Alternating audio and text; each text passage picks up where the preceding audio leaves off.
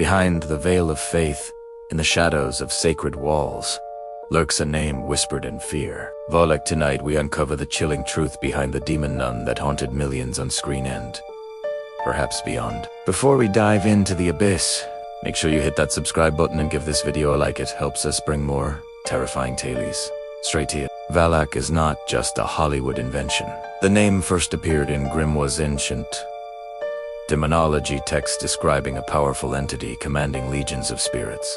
But unlike the nun we know from the Conjuring, the original Valak was often depicted as a small child with angel wings, riding a two-headed dragon. Strange, isn't it? This entity was said to have the power to find treasures and reveal the location of hidden serpents. So how did this bizarre, almost fantastical image transform into the nightmare in a habit that haunts our screens? The answer lies in cinema's darkest imagination, where ancient folklore meets modern fear. The journey from a treasure-find child demon to the terrifying nun begins with a bit of creative liberty from the filmmakers. When director James Wan was working on The Conjuring 2, he needed a central antagonist that could truly shake the faith of paranormal investigator Lorraine Warren. Initially, the film's villain was a more traditional horned demon, but something felt missing. Wan wanted an antagonist that could personally attack Lorraine's religious beliefs, something that could twist the sacred into the profane. Late in production, the idea of a demonic nun struck him like a bolt of lightning. It was a perfect, blasphemous disguise. For a demon looking to sow chaos and doubt, the visual of a holy figure turning into a source of absolute terror was brilliant, and thus, the cinematic version of Valac was born. Valak's first terrifying on-screen appearance came in The Conjuring 2, where the demon relentlessly tormented Lorraine Warren. It appeared in her visions, haunted her home, and used the image of a nun to mock her deep-seated faith. Audiences were horrified and completely fascinated. The character was so uniquely haunting that it immediately earned its own spin-off prequel, The Nun. The filmmakers chose the nun's form deliberately, knowing it would strike a chord. What better disguise for pure evil than the sacred image of purity and devotion? Its blasphemy turned into blockbuster horror, a concept that audiences found both terrifying and irresistible.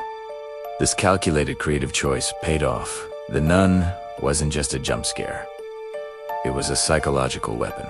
It represented the corruption of something that is supposed to be a source of comfort and safety. This subversion of religious iconography is what made Valac so effective and memorable. The demon wasn't just trying to scare the Warrens. It was trying to break them by turning their own faith against them. And in doing so, it tapped into a collective fear.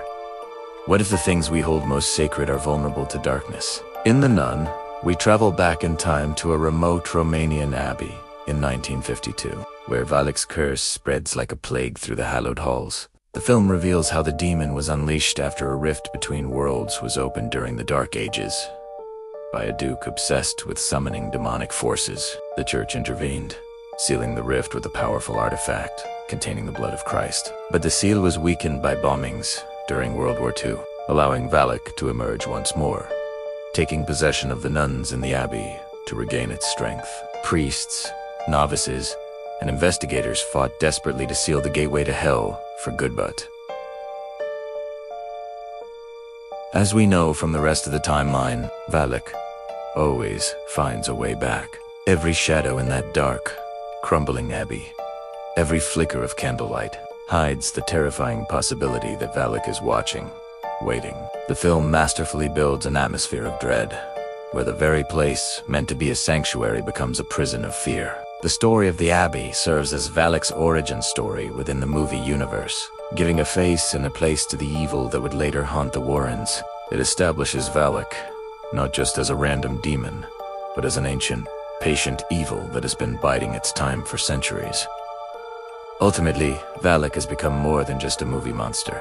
It symbolizes the eternal struggle between faith and doubt, good and evil, light and darkness. The demoness form as a nun is a powerful metaphor for a corrupted innocence and the subversion of faith. That's why audiences can't look away. The nun isn't just scary. She is a reminder of how fragile our own belief systems can be when tested by profound evil.